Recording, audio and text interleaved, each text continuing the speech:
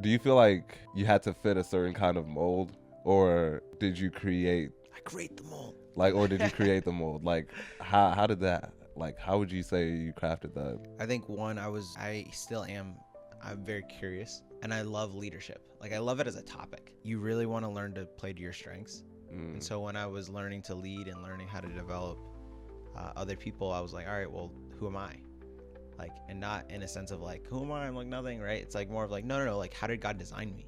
Because if I understood how it was designed, I could build it so that it's as effective as it can be, right? Like I don't necessarily care about looking like even our like senior pastor. I don't care about looking like this other pastor, this other youth pastor. I'm like, no, Joe, like what's going to be most effective if you are put in this role, right? And so figuring on a constant journey to figure that out. And that's why I ask about like the self-assessments and like things like that, because it's like, okay, Joe, you're really good in this situation. All right, you do that, and then build your team around you and build these other opportunities and figure out like, and that's what I started doing even with the church where I'm like, no, our church is really good at this, like really good at this particular structure.